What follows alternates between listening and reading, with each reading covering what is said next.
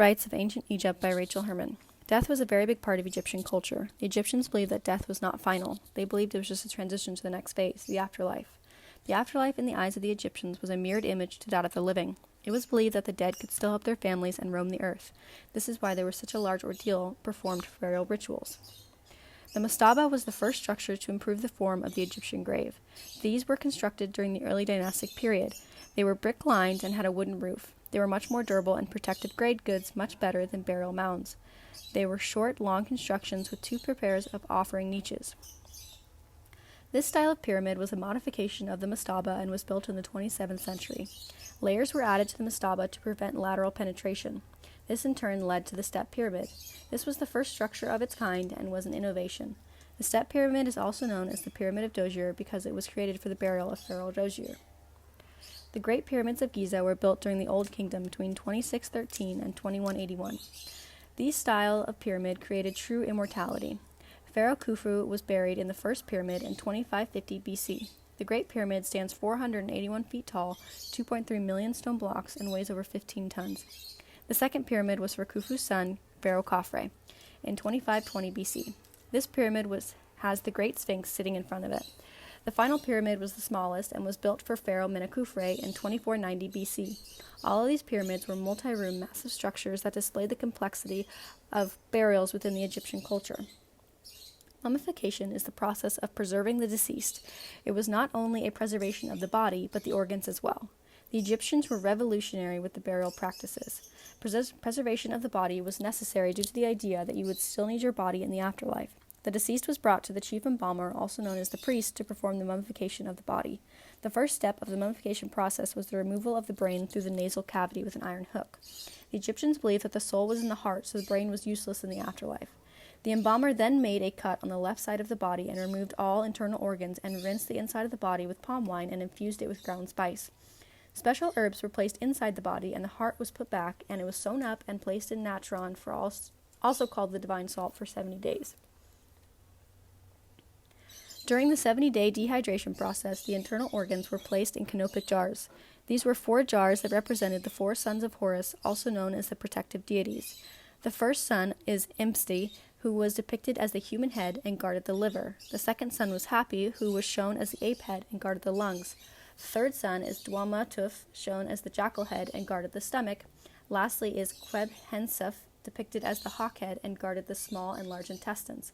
The organs were protected and dried in these canopic jars for 70 days, and they were usually placed back inside the body. The canopic jars were still buried with the body and sometimes placed in a canopic chest. After the 70-day period, the body was wrapped in cut linens with special care given to the hands, feet, and genitals. The wrapped body was then placed in the sarcophagus, and depending on the monetary value of the deceased, there could also be a funeral mask and a shroud placed on the body.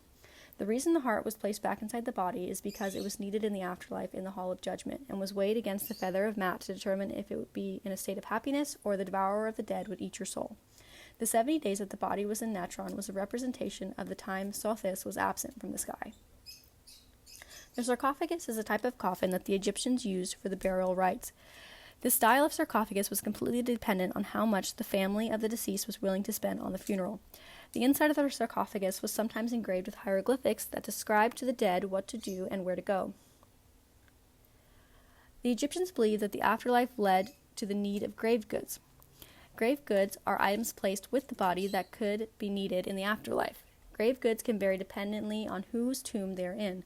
Common items found in a tomb were jewelry, food, art, weapons, statues, and for high-ranking members of society there was mummified animals and slaves. The Egyptians believed that there were 7 aspects that make up the soul.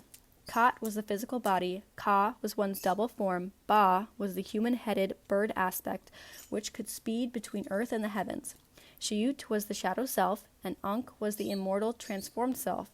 Shayu or spectrum was aspects of the Ankh, and Ab was the heart, the source of good and evil, and Ren was one's secret name. The Ankh is a symbol that was in almost all of art associated with funerals and death practices. The Ankh represented eternal life and reincarnation. It is also a symbol that is seen as good luck, it is very common for the symbol to be found in abundance within a tomb. There were 4 main gods involved in the funeral and death practices. Anubis was the god of embalming, death, mummification, and the afterlife.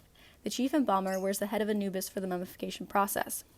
Osiris, who is the god of death, afterlife, and resurrection. He is the god that weighs your heart, also known as your ka, against a feather to decide the fate of your soul. Nephthys was paired with Isis as the protectors of the mummy and of Osiris. The reanimating rite is a large part of the funeral process. It is based on the story of Osiris, where he is dismembered and put back together and reinfused with life. It starts with the opening of the mouth of the deceased, so while in the afterlife they are still able to eat and breathe. This act was performed at the mouth of the tomb, and when the action was complete, it was believed that the mummy was filled with power and life, and they could enjoy the funeral party as well. The tombs of the dead were covered with art. Art was a very good way for Egyptians to pass on the stories of the death process, also as a way of highlighting the gods involved.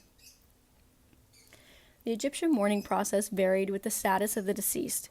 It was a high-ranking member of society. The women mourning the deceased would cover their faces in mud and walk around town beating their chests. The deceased was usually pulled by an ox to the tomb as the priest burned incense and recited prayers. Members of the community would also put on plays to reenact the stories of Osiris as honoring the dead. The Shabati doll were placed within the tomb to help the dead with their work. Egyptians believed that very heavily in the value of community. Egyptians held normal jobs, but they also helped within the community, almost like community service. It was your religious duty to help your community, and was another form of prayer. In life, when you were called upon to work but were unable to, you could send a family member to work for you. It is the same for the afterlife, but due to the fact that your family is not yet with you, Shabati dolls are used for the same purpose. When called upon to work while in the afterlife, you may use a Shabati doll to take your place. The Book of the Dead was almost like the how-to book for the deceased.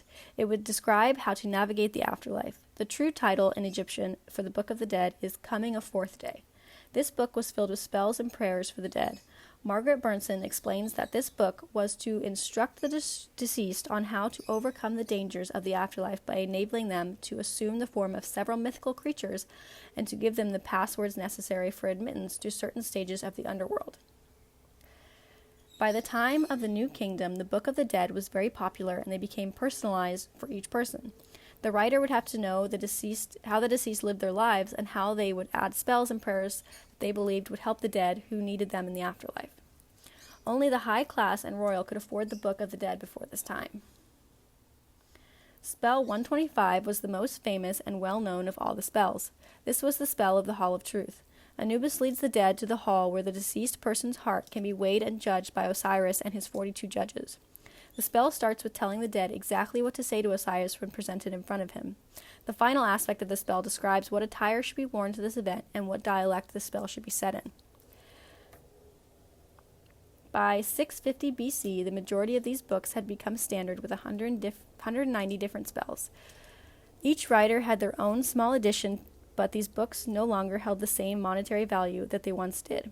It was common to have these in the tomb of the dead at any level of society.